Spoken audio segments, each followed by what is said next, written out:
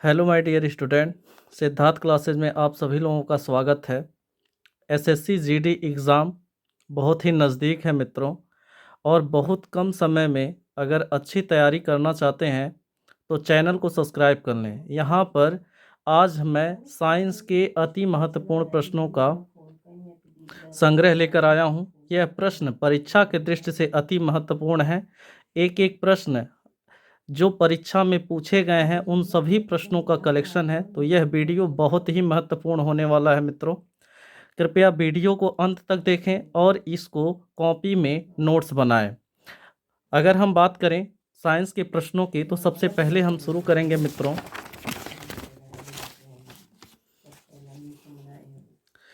इकाई के बारे में। तो सबसे पहले अगर हम बात करें इकाई के बारे में तो दूरी मापने की सबसे बड़ी इकाई जो है वो होती है पारसेक। यह प्रश्न मित्रों परीक्षा की दृष्टि से बहुत ही महत्वपूर्ण है। तो पूछा जाता है पेपर में कि दूरी मापने की सबसे बड़ी इकाई क्या है, तो दूरी मापने की सबसे बड़ी इकाई पारसेक है। वहीं एम्पियर की बात कर लें, कैंडेला की बात कर लें या वाट की बात करें, ये किसकी इकाई होती हैं? तो सबसे पहले अगर हम बात करें एम्पियर की तो विद्युत धारा की जो इकाई होती है वो एम्पियर होती है। ज्योति तीव्रता की बात करें तो ज्योति तीव्रता अर्थात ज्योति किससे जलती है? कैंडल से, अर्थात इसकी जो इकाई होती है कैंडेला होती है। वहीं शक्ति की बात करें तो शक्ति की जो इकाई है वो वाट होती है। क्या होती है? वाट होती है। अगर प्रश्न को और गहराई से पूछा मित्रों कि मूल राशियां क्या हैं, तो मूल राशियों में 7 राशियां होती हैं। सबसे पहले अगर हम आपको बताएं लंबाई की, तो लंबाई की जो इकाई होती है वो होती है मीटर। और अगर बात करें हम समय की, तो समय की जो इकाई होती है वो होती है सेकंड। क्या होती है? सेकंड। वहीं अगर हम ताप की बात करें तो ताप का होता है केल्विन। क्या होता है? केल्विन। और सबसे इम्पॉर्टेंट मित्रों पदार्थ की मात्रा। अगर पदार्थ की मात्रा की बात करते हैं तो पदार्थ की मात्रा की जो इकाई होती है वो होती है मोल। तो ध्यान से देखिएगा, मोल इस प्रकार लिखा जाता है स्मॉल MOL। तो पदार्थ की मात्रा की इकाई होती है मोल। वहीं हम बात करें कूलाम, कूलाम आवेश का मात्रक होता है। किसका मात्रक होता है? आवेश का। वहीं विद्युत धारा का क्या? तो विद्युत धारा का मात्रक होता है एम्पियर। इसी क्रम में अगर आगे देखें प्रश्नों को तो कहा जाता है कि चलती हुई मोटर कार के अचानक रुकने पर उसमें बैठे यात्री आगे की ओर झुक जाते हैं, ऐसा क्यों होता है? तो आप पढ़े होंगे कक्षा 9 की एनसीईआरटी में दे रखा है न्यूटन के 3 नियम। पहला नियम क्या है? जड़त्व का नियम। अब जड़त्व क्या होता है मित्रों? तो जड़त्व की बात करें तो जड़त्व होता है जो अपनी स्थिति परिवर्तन का विरोध करे, उसे क्या कहते हैं? जड़त्व कहते हैं। तो जब कोई मोटर गाड़ी चलती है या किसी बाइक पे बैठे हैं, अचानक ब्रेक लेने पर जब हमारा शरीर आगे की तरफ झुके या पीछे की तरफ जाए, यानी कि हमारा शरीर भी उस गति के अनुसार क्या होता है? गतिमान होता है। तो जब ब्रेक लिया जाता है तो हमारा शरीर आगे की तरफ झुकता है, कारण हम अपनी स्थिति परिवर्तन का विरोध करते हैं। इसलिए इस न्यूटन के पहले नियम को क्या कहा गया है? जड़त्व का नियम। वहीं दूसरी की बात करें, बंदूक से गोली निकलना, यानी जो बंदूक से गोली चलती है तो आप जितना, यानी गोली निकलने में जितना बल आगे की तरफ लगता है उतना ही बल पीछे की तरफ कार्य करता है। यानी एक तरफ तो हम क्रिया करते हैं और दूसरी तरफ उसका क्या होता है? प्रतिक्रिया। इसलिए न्यूटन के तीसरे नियम को क्या कहते हैं? क्रिया और प्रतिक्रिया का नियम। वहीं बात करें दूसरे नियम की तो दूसरा नियम क्या होता है? बल की परिभाषा देता है मित्रों। न्यूटन का दूसरा नियम किसकी परिभाषा देता है? बल का। अब बल बराबर क्या होता है? द्रव्यमान गुणे त्वरण, यानी F = m × a। अब F क्या होता है? बल। बल का मात्रक पूछा जाता है तो याद रखिएगा बल का मात्रक न्यूटन होता है। क्या होता है? न्यूटन। और द्रव्यमान का मैंने पहले बताया, द्रव्यमान का मात्रक होता है kg। क्या होता है? kg। वहीं त्वरण का मात्रक मोस्ट इंपॉर्टेंट है मित्रों, पेपर में पूछा जाता है त्वरण का मात्रक क्या है? तो त्वरण का मात्रक होता है मीटर प्रति सेकेंड स्क्वायर। क्या होता है? मीटर प्रति सेकेंड स्क्वायर होता है। इस बात को हमेशा याद रखिएगा। और अगर त्वरण का सूत्र पूछता है तो त्वरण बराबर क्या होता है? A = V - U/T होता है। क्या होता है? V - U/T। अब V क्या होता है? V होता है अंतिम वेग। कौन सा वेग? अंतिम वेग। U क्या होता है? प्रारंभिक वेग। और T क्या है? समय है। वहीं आगे प्रश्नों को देखें मित्रों, तो कहता है कपड़ा सुखाने की मशीन किस सिद्धांत पर कार्य करती है। तो याद रखिएगा, कपड़ा सुखाने की जो मशीन होती है वो अपकेंद्रीय बल पे काम करती है। अब कहेंगे अपकेंद्रीय बल क्या होता है। तो अपकेंद्रीय बल मित्रों, जो किसी यानी वह बल जो केंद्र से बाहर की ओर लगता है। अब ध्यान दीजिएगा, अगर ये सेंटर है, सेंटर के बाहर यदि कोई बल लग रहा है तो उसे कहते हैं अपकेंद्रीय बल, और अगर सेंटर की ओर कोई बल लग रहा है तो उसे कहते हैं अभिकेंद्रीय बल। क्या कहते हैं? अभिकेंद्रीय बल। अभिकेंद्रीय बल। और सेंटर के बाहर यदि कोई बल लग रहा है तो उसे क्या कहते हैं? अपकेंद्रीय बल। अब अपकेंद्रीय बल, जैसे आप जूस जूस पेरने वाली मशीन को देखे होंगे, जब उसमें जूस डाला जाता, फल को डाला जाता है तो फलों को दीवार की तरफ फेंकता है, अर्थात वहाँ कौन सा बल लगता है? अपकेंद्रीय बल। दही जब मथी जाती है तो मथनी से जब एक बार बल लगाया जाता है तो दही दीवारों की तरफ जाती है, अर्थात वहाँ कौन सा बल लगता है? अपकेंद्रीय बल। तो दूध से मक्खन निकालना अपकेंद्रीय बल का उदाहरण है। वहीं कपड़ा सुखाने वाली मशीन यानी वॉशिंग मशीन किस सिद्धांत पे कार्य करती है? तो अपकेंद्रीय बल के सिद्धांत पर कार्य करती है। आई होप कि आपको समझ में आ गया होगा। आगे बात करें, एक अश्व शक्ति कितने के बराबर होती है? तो याद रखिएगा, एक अश्व शक्ति 746 वाट के बराबर होती है। यहाँ यूनिट याद करना मोस्ट इंपॉर्टेंट है मित्रों, और आपको पता है शक्ति का मात्रक क्या होता है? वाट होता है। वहीं आगे बात करें, पृथ्वी के गुरुत्वीय त्वरण का मान कितना होता है? पेपर में बहुत पूछा गया है प्रश्न कि पृथ्वी का गुरुत्वीय त्वरण। अब त्वरण जुड़ा है मित्रों, त्वरण का मात्रक अभी बताया आपको, मीटर पर सेकेंड स्क्वायर होता है, लेकिन कितना होता है गुरुत्वीय त्वरण? तो पृथ्वी का गुरुत्वीय त्वरण होता है 9.8 मीटर पर सेकेंड स्क्वायर। आगे अगर बात करें, तो ग्रहों की गति से संबंधित नियम किसने प्रतिपादित किया था? यह प्रश्न मोस्ट इंपॉर्टेंट है मित्रों, याद रखिएगा। ग्रहों संबंधी जो गति का नियम दिए थे वो एक जाने माने वैज्ञानिक थे, कैपलर। कौन थे? कैपलर। इन्होंने ग्रहों से संबंधित नियम प्रतिपादित किया था। आगे बात करें कुछ ऊर्जा परिवर्तन से संबंधित मित्रों, तो ध्वनि ऊर्जा को विद्युत ऊर्जा में कौन सा उपकरण परिवर्तित करता है? तो याद रखिएगा, ध्वनि ऊर्जा को विद्युत ऊर्जा में, वैसे तो आइंस्टाइन की एक थ्योरी है मित्रों कि ऊर्जा को ना तो उत्पन्न किया जा सकता है और ना कभी नष्ट किया जा सकता है, यानी ऊर्जा को एक रूप से दूसरे रूप में परिवर्तित किया जाता है। तो जो हम बोलते हैं उसमें कौन सी ऊर्जा होती है? ध्वनि ऊर्जा। अब ध्वनि ऊर्जा को विद्युत ऊर्जा में कन्वर्ट कैसे किया जाता है? लाउड स्पीकर के माध्यम से। किससे? लाउड स्पीकर के माध्यम से किया जाता है। अब यहीं अगर उल्टा पूछ ले कि विद्युत ऊर्जा को ध्वनि ऊर्जा में कौन कैसे कन्वर्ट किया जाता है, तो तरंगों के माध्यम से ध्वनि चलती है। और एक बात याद रखिएगा, ध्वनियों के चलने के लिए माध्यम की आवश्यकता होती है। किसकी आवश्यकता होती है? माध्यम की आवश्यकता होती है। और जहाँ माध्यम की आवश्यकता होगी वहाँ पर कौन सी तरंग होगी? अनुदैर्ध्य तरंग। कौन सी तरंग होगी मित्रों? अनुदैर्ध्य तरंग। अगर पूछता है आपसे कि प्रकाश को चलने के लिए क्या माध्यम की आवश्यकता होती है? नहीं।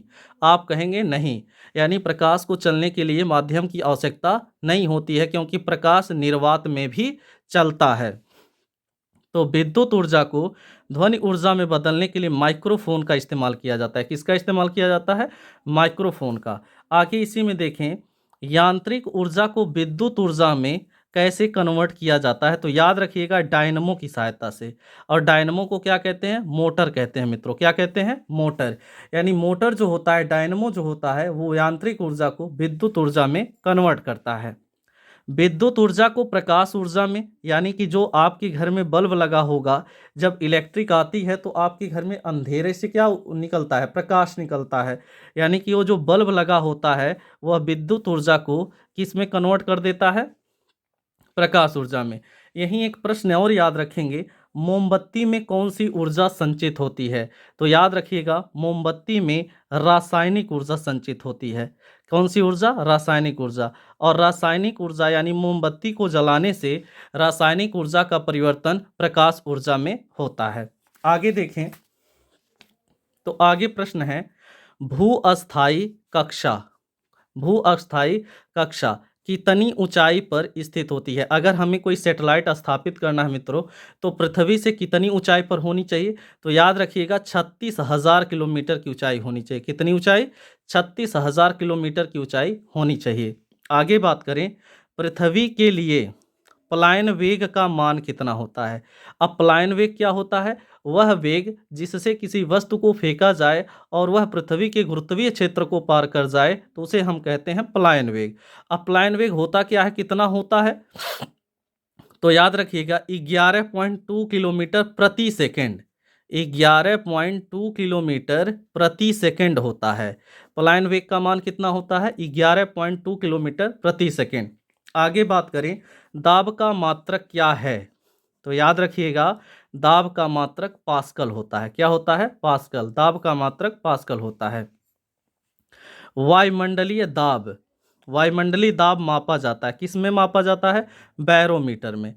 वायुमंडलीय दाब किस में मापा जाता है? बैरोमीटर में मापा जाता है वायुमंडलीय दाब। एक क्वेश्चन अति महत्वपूर्ण है, जल का अधिकतम घनत्व कितना होता है? तो याद रखिएगा जल का अधिकतम घनत्व 4 डिग्री सेल्सियस होता है। कितना होता है?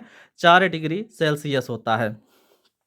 आगे देखें, लालटेन या लैंप, लालटेन या लैंप की बत्ती में तेल का ऊपर चढ़ना यह किस क्रिया द्वारा संभव होता है? तो याद रखिएगा लालटेन या लैंप की बत्ती में तेल का ऊपर चढ़ना केशिकत्व का उदाहरण है। किसका उदाहरण है? केशिकत्व। केशिकत्व के कारण ही जो तेल होता है या जो अ, तेल जो होता है बत्ती में चढ़ता है, वह किसके कारण संभव होता है? केशिकत्व के कारण। आगे अगर बात करें, पानी में तेल छिड़कने पर पृष्ठ तनाव क्या होता है? पृष्ठ तनाव पे क्या प्रभाव पड़ता है मित्रों? तो याद रखिएगा जब भी पानी में तेल डाला जाएगा तो पृष्ठ तनाव कम हो जाता है। जब पृष्ठ तनाव कम हो जाता है, यही कारण होता है कि जो मच्छर होते हैं उनके जो लार्वा होते हैं वो पानी में डूब जाते हैं और नष्ट हो जाते हैं। इसलिए तेल के ऊपर क्या, पानी के ऊपर क्या डाला जाता है? तेल डाला जाता है।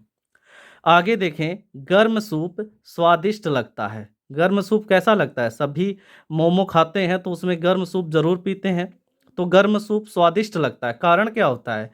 क्योंकि गर्म सूप से पृष्ठ तनाव क्या हो जाता है? कम हो जाता है। जब पृष्ठ तनाव कम हो जाता है, जिसके कारण वह क्या होता है? हमें अच्छा लगता है। आगे अगर देखें, ध्वनि किस प्रकार की तरंग है? मैंने पहले ही बताया है ध्वनि किस प्रकार की तरंग है, तो अनुदैर्ध्य तरंग है। और यहीं याद रखेंगे प्रकाश का अगर पूछ ले प्रकाश कैसी तरंग है, तो याद रखिएगा प्रकाश एक अनुप्रस्थ तरंग है। कैसी तरंग है? अनुप्रस्थ तरंग है। प्रकाश एक अनुप्रस्थ तरंग है। आगे देखते हैं मित्रों, अल्फा, बीटा और गामा आप सभी को पता है एक किरण है। कैसी है? किरण है और एक से एक विध्वंसक किरण है। तो अल्फा, बीटा, गामा में किसकी भेदन क्षमता सबसे अधिक होती है? तो याद रखिएगा गामा किरणों की जो भेदन क्षमता होती है वो सबसे अधिक होती है। तरंगों के बारे में हम अगले वीडियो में देखेंगे मित्रों। अब यहाँ से देखेंगे ध्वनि की चाल, वायु में ध्वनि की चाल किसमें होती है सबसे मैक्सिमम? तो याद रखिएगा वायु में ध्वनि की चाल मैक्सिमम होती है। वायु में ध्वनि की चाल जो होती है मैक्सिमम होती है। वहीं निर्वात में क्या होती है? शून्य होती है। निर्वात में जो ध्वनि की चाल होती है वो 0 होती है। ध्वनि की गति के लिए माध्यम की आवश्यकता होती है। यानी ध्वनि की गति करने के लिए किसकी आवश्यकता होती है? माध्यम की आवश्यकता होती है। वहीं प्रकाश को माध्यम की आवश्यकता नहीं होती है। अगर आपसे पूछे परम शून्य ताप क्या है, तो याद रखिएगा परम शून्य ताप जो होता है 0 केल्विन होता है। कितना होता है? 0 केल्विन, यानी -273.15 डिग्री सेल्सियस। इस डाटा को याद रखिएगा, -273.15 डिग्री सेल्सियस। अगर आपसे पूछता है पदार्थ की चौथी अवस्था क्या है, तो याद रखिएगा प्लाज्मा। पदार्थ की चौथी अवस्था क्या है? प्लाज्मा। सॉरी मित्रों, अगर आपको हम बताएं पदार्थ की पहली अवस्था, आप सबको पता है ठोस, द्रव और गैस। ये पदार्थ की 3 अवस्थाएं थीं। चौथी अवस्था जो खोजी गई है वो है प्लाज्मा। क्या है? प्लाज्मा। पदार्थ की जो चौथी अवस्था है वो है प्लाज्मा। वहीं पांचवी अवस्था की बात करें तो पांचवी अवस्था क्या होती है? तो ये होता है बोस्ट आइंस्टीन कंडेंस। क्या होता है? बोस आइंस्टीन कंडेंस, यानी कि BIC, बोस आइंस्टीन कंडेंस। ये पदार्थ की पांचवी अवस्था होती है। आगे देखिए, हवा यौगिक है या मिश्रण? तो याद रखिएगा मिश्रण है। हवा क्या है? मिश्रण है। अब आप जानेंगे यौगिक क्या होता है। यौगिक वह होते हैं जिनका कोई अनुपात होता है। जैसे पीतल, आप जानते हैं पीतल किससे बनता है? पिताजी से। पीतल याद है, यानी पीतल किससे बनता है? तांबा प्लस जिंक, यानी तांबा और जिंक का जब अनुपात होता है तो उसे हम कहते हैं यौगिक। अगर हवा पूछे यौगिक या मिश्रण तो आप कहेंगे मिश्रण, लेकिन आपसे ही पलट के पूछ ले जल क्या है, तो याद रखिएगा जल एक यौगिक है। क्या है? यौगिक है। क्योंकि जल का सूत्र क्या होता है? H2O होता है, यानी दो हाइड्रोजन के परमाणु और एक ऑक्सीजन का परमाणु मिलकर एक अणु बनाता है, जिसे हम क्या कहते हैं? जल कहते हैं। अब पूछेगा इलेक्ट्रॉन की खोज किसने किया था? तो इलेक्ट्रॉन की खोज किए थे थॉमसन ने। किसने किया था? थॉमसन ने। वहीं आपसे पूछे प्रोटॉन की खोज किसने किया था? तो याद रखिएगा प्रोटॉन की खोज रदरफोर्ड ने किया था। किसने किया था? रदरफोर्ड ने किया था। लेकिन ये इसमें तर्क है मित्रों, गोल्डस्टीन ने खोज की थी, गोल्डस्टीन ने इसकी खोज की थी, और जो नामकरण किया था वो रदरफोर्ड ने किया था। लेकिन यूपीएससी वाले जो होते हैं वो रदरफोर्ड को मानते हैं। किसको मानते हैं? रदरफोर्ड को मानते हैं। तो एनसीईआरटी के अकॉर्डिंग मित्रों, प्रोटॉन की खोज गोल्डस्टीन ने किया है और नामकरण जो किए हैं वो रदरफोर्ड ने किया है। वहीं आपको बताएं न्यूट्रॉन की, तो न्यूट्रॉन की खोज चैडविक ने किया था और ये उदासीन होता है। अब इलेक्ट्रॉन जो होता है, इलेक्ट्रॉन पे हमेशा ऋणावेश होता है, प्रोटॉन पे धनावेश होता है, और न्यूट्रॉन जो होता है उदासीन होता है। यही थोड़ा सा समझेंगे मित्रों। मान लेते हैं ये हमारा एक सर्कल है और सर्कल का ये सेंटर है। तो सेंटर में हमेशा प्रोटॉन और न्यूट्रॉन पाए जाते हैं। सेंटर में क्या पाए जाते हैं? प्रोटॉन और न्यूट्रॉन। वहीं बात करें इलेक्ट्रॉन की, तो इलेक्ट्रॉन बाहरी कक्षाओं में भ्रमण करते हैं। तो जो हमारा सेंटर होता है वो धनावेशित होता है। इस बात की पुष्टि किसने किया था? रदरफोर्ड ने किया था। किसने किया था? रदरफोर्ड ने इस बात की पुष्टि की थी। और इलेक्ट्रॉन बाहरी कक्षाओं में घूमते हैं और केंद्र में कौन होता है? प्रोटॉन और न्यूट्रॉन। आगे अगर बात करें, द्रव्यमान संख्या में इलेक्ट्रॉन, प्रोटॉन, न्यूट्रॉन किनकी संख्या जोड़ा जाता है? तो याद रखिएगा केंद्र, यानी द्रव्यमान संख्या अगर पूछ लेता है तो द्रव्यमान में हमेशा याद रखिएगा न्यूट्रॉन और प्रोटॉन को जोड़ा जाता है। किसको जोड़ा जाता है? न्यूट्रॉन और प्रोटॉन को जोड़ा जाता है द्रव्यमान संख्या में। वहीं अगर परमाणु क्रमांक की बात कर ले तो परमाणु क्रमांक क्या होता है? प्रोटॉनों की संख्या ही परमाणु क्रमांक कहलाती। क्या कहलाती है? प्रोटॉनों की जो संख्या होती है वही परमाणु क्रमांक कहलाती है। अब आपसे पूछेगा चट्टानों की आयु कैसे ज्ञात किया जाता है? तो याद रखिएगा चट्टानों की जो आयु ज्ञात किया जाता है यूरेनियम 235 से किया जाता है। किससे किया जाता है? यूरेनियम 235। अब 235 क्या है मित्रों? 235 उसका एटॉमिक वेट है, एटॉमिक द्रव्यमान है, और यूरेनियम 235 से चट्टानों की आयु ज्ञात की जाती है। आई होप कि आपको वीडियो पसंद आया होगा। अगर ऐसी ही वीडियो चाहिए तो कमेंट बॉक्स में ज़रूर बताइएगा। आज के लिए बस इतना ही। धन्यवाद।